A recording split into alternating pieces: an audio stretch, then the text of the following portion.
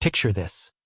The air is thick with grit, a blinding curtain of red dust that chokes the sun and scours the land.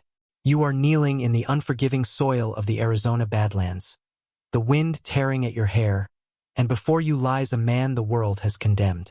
His name is Silas, and the poster bearing his face, promising a hefty reward, is tacked to every post in your father's sheriff station. Calls him a desperado, a thief, a menace. But here, bleeding out from a gunshot wound in his side, he is just a man. The buzzards are already circling, patient black specks in the swirling chaos of the sky. Your father's posse is somewhere out there, combing the canyons, their voices swallowed by the storm. You have a choice. Terrible, simple choice. Obey the law, obey your father, and leave him to his fate. Or, listen to the whisper in your own soul, the one that says no human being deserves to die alone in the dust. What do you do when your morality becomes an act of treason?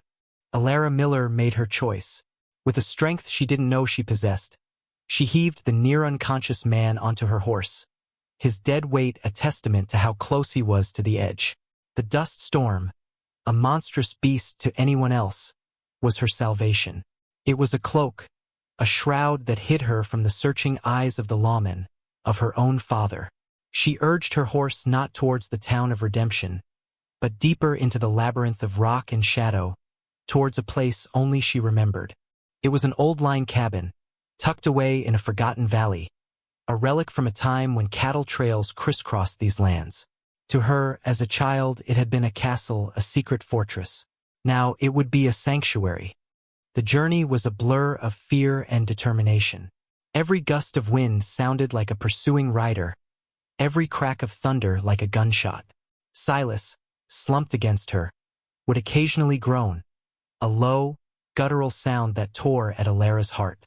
She was the sheriff's daughter, raised on the rigid principles of right and wrong, law and order. Yet, the man bleeding on her horse felt less like a criminal and more like a casualty of a world far harsher than the one she knew. When they finally reached the cabin, the storm was at its peak. The small, sturdy structure of weathered pine stood defiant against the gale. Inside, the air was still and smelled of old wood and earth. It was safe. Laying Silas gently on the dusty cot, Alara looked at his face for the first time without the prejudice of the wanted poster. It was a strong face, etched with hardship but not cruelty. A long, thin scar ran from the corner of his left eye down to his jaw, a permanent map of past violence. His breathing was shallow, his skin pale beneath a layer of grime. Tearing strips from her own petticoat, Alara cleaned his wound as best she could. It was ugly, deep, and seeping blood. She pressed a thick wad of cloth against it, her hands trembling, not just from the cold, but from the enormity of what she had done. She had not just saved a man. She had stolen a prisoner from the law. She had betrayed her father. As the storm raged outside, mirroring the tempest in her heart, she sat by the cot, watching, waiting, and praying for a man she didn't even know.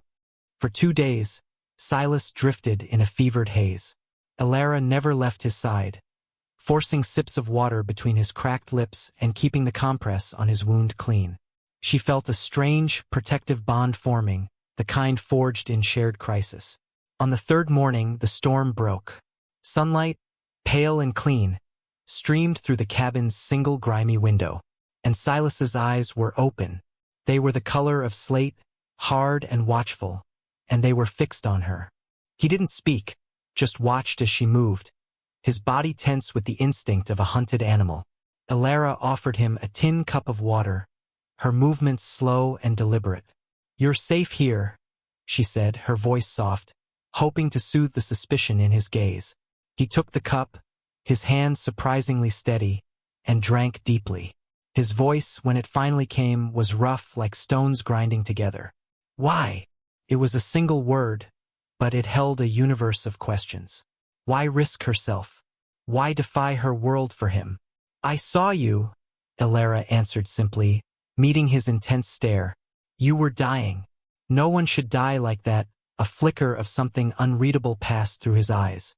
"Being saved by a stranger is a good way to get that stranger killed," he rasped. My father, he's Sheriff Miller, she confessed, the words tasting like ash. The tension in the room snapped taut. Silas pushed himself up slightly, wincing as the movement pulled at his side. He had been saved by the daughter of the very man sworn to bring him in, dead or alive. The irony was as bitter as alkali dust. You should have left me, he said, his voice flat, devoid of emotion. It's too late for that, Elara replied, her chin held high. Now all we can do is see this through. Over the next week, the walls of silence between them slowly crumbled. As his strength returned, so did his story, offered in quiet, fragmented pieces. Silas was no common outlaw. He had been a farmer, his land bordering the vast and ever-expanding ranch of Mayor Thornton, the true power in the county. Thornton was a man who saw the law not as a shield for the weak, but as a hammer to crush them.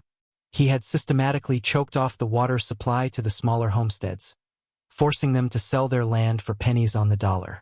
Silas had refused to bend. He had organized the other farmers, tried to fight Thornton through legal channels, but the mayor owned the judges as easily as he owned his cattle. The crime he was wanted for, a payroll robbery, had been a setup, a convenient way for Thornton to eliminate the one man who had the courage to stand against him. His menace was simply a refusal to be broken. Elara listened, and her black and white world began to bleed into shades of gray. She saw the man behind the poster, a man of profound honor who had lost everything. His farm, his family, his name, for standing up for what was right. He was not the monster her father was hunting. He was the victim. One evening, as the setting sun painted the canyon walls in hues of fire and blood, she looked out from the cabin doorway. In the far distance, a plume of dust rose against the sky. A rider, then another. Her father's posse. The sanctuary was no longer safe. Fear, cold and sharp, pierced her heart. She turned back to Silas, her expression grim. They're getting closer. He was already on his feet, his face set in a familiar, stoic mask. He strapped on his gun belt, his movements fluid and economical. Your father is a thorough man, he said, the words an observation, not an accusation. He is a good man, Elara whispered, the conflict tearing her apart. He's bound by the law. Silas looked at her, his slate-gray eyes softening for the first time. Sometimes the law and what's right ain't the same thing, Elara. A good man has to know the difference. Just then, another group of riders appeared, approaching from a different direction, moving with a grim purpose that felt different from the sheriff's measured search. These men were led by a portly figure on a fine black stallion. Mayor Thornton. He hadn't waited for the law. He had come to deliver his own brand of justice.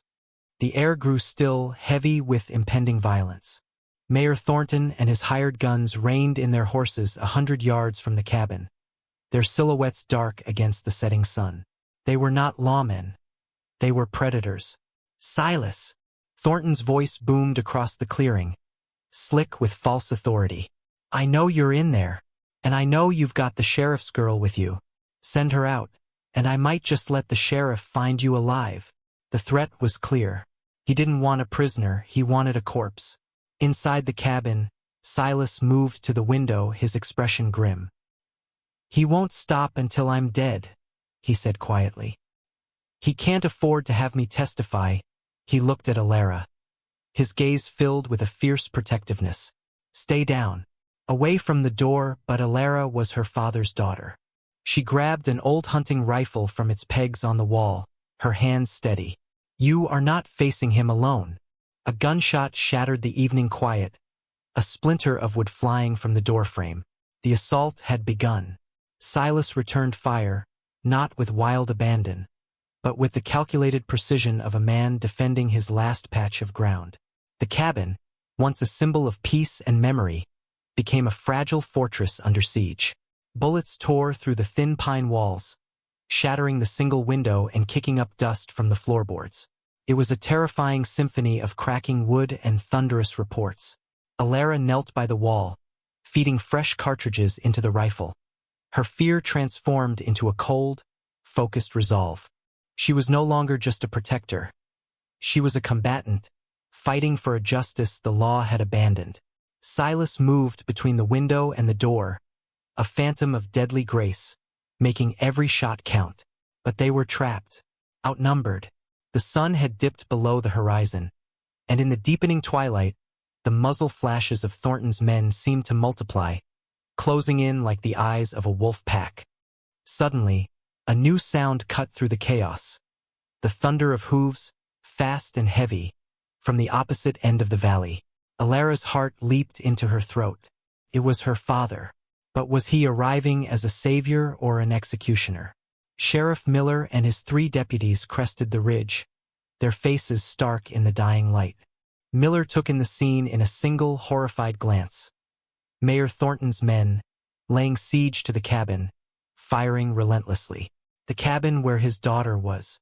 Every principle he had ever lived by, every line he had ever drawn between the law and the lawless, evaporated in that one searing moment. His duty to his badge warred with his duty to his blood, and it was no contest. "Thornton!" The sheriff's voice was a roar of pure fury, a sound Alara had never heard before. "Cease fire! In the name of the law, drop your weapons." Thornton spun around, his face a mask of disbelief and rage. "Miller, what are you doing? He's in there. The fugitive. Do your job." A deputy, his rifle leveled, shouted, "They've got your daughter in there, Sheriff." That was all it took. The sheriff's face became granite. He looked past Thornton, his eyes locking on the bullet-riddled cabin that held his only child. The law had been twisted into a weapon aimed at her heart.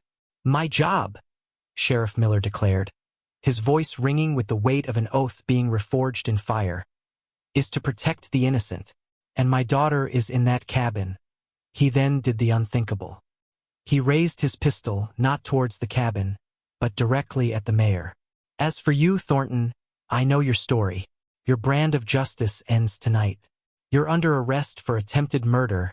For a heartbeat, the world stood still. Then Thornton, snarling with defiance, raised his own weapon. It was his last mistake. The ensuing firefight was short, brutal, and decisive.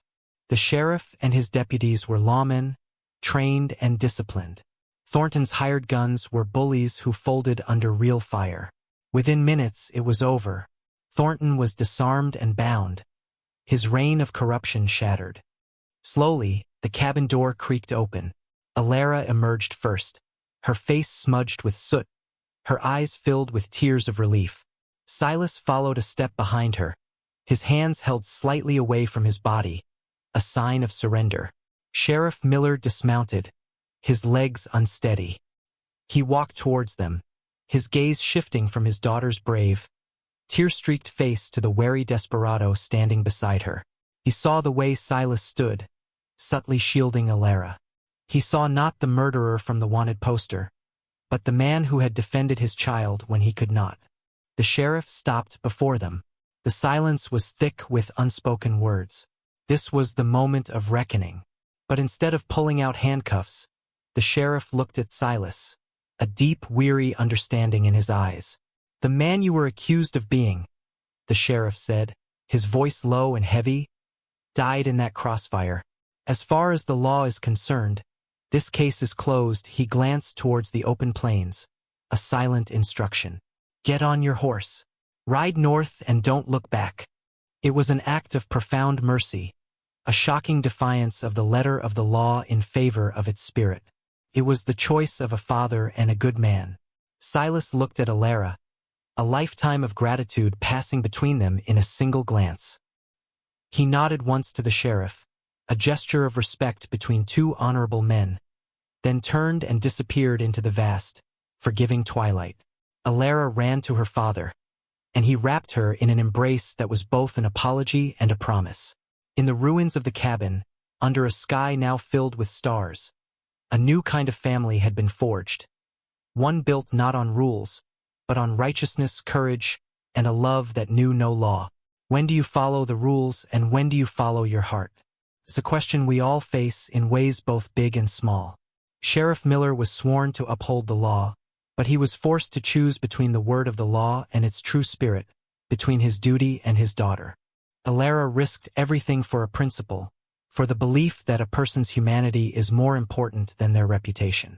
Have you ever been faced with a choice like that, a moment where the right thing to do was also the hardest? Where loyalty to a person meant breaking a rule? These are the moments that define us, that show us who we truly are. What would you have done in her place? What would you have done in his?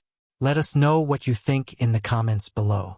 And if this story of courage and redemption moved you, don't forget to like this video and subscribe for more stories that challenge the heart.